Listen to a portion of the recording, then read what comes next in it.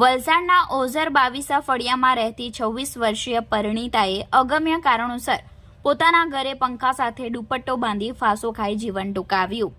મળતી માહિતી પ્રમાણે વલસાડમાં અવારનવાર પરિણીતા આત્મહત્યાના કેસો બનતા રહે છે અને અત્યાર સુધીમાં વલસાડમાં લગભગ 16 થી 17 જેટલી પરિણીતાએ આપઘાત તરફ પગલું ભર્યું છે।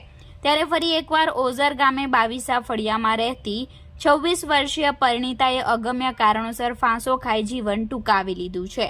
મળતી વધુ વિગતો મુજબ આજરોજ 4 જૂન મંગળવારના રોજ આશરે બપોરે 1 થી 2 કલાકના અરસામાં બનેલી ઘટનામાં વલસાડના ઓઝર બાવીસા ફળિયામાં રહેતી 26 વર્ષીય શેફાલી રાકેશભાઈ પટેલ પોતાના ઘરે હાજર હતી અને તેમના પતિ રાકેશભાઈ પોતાની દુકાન પર સવારે રાબેતા મુજબ કામ પર નીકળી ગયા હતા અને શેફાલીના સાસુ સસરા ખેતરે કામ પર ગયા હતા। જે દરમિયાન તેમની ભાભી અને શેફાલી ઘરે હાજર હતા।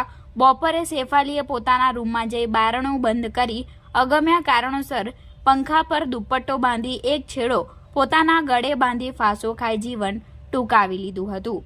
શેફાલીના પતિ રાકેશભાઈ ઘરે આવી રૂમનું બારણું બંધ જોતા તેઓએ બારણું સૌપ્રથમ ખટખટાવ્યું હતું, પરંતુ અંદરથી કોઈ જવાબ ન મળતા તેઓએ બારણું તોડી અંદર પ્રવેશી જોતા શેફાલી ફાંસો ખાધેલી હાલતમાં જોવા મળી હતી।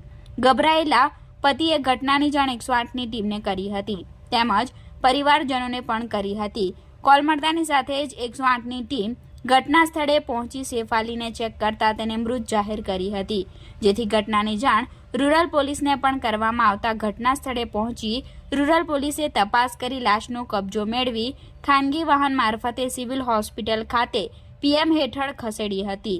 રૂરલ પોલીસે આકસ્મિક મોતની નોંધ લઈ આગળની તપાસ હાથ ધરી છે।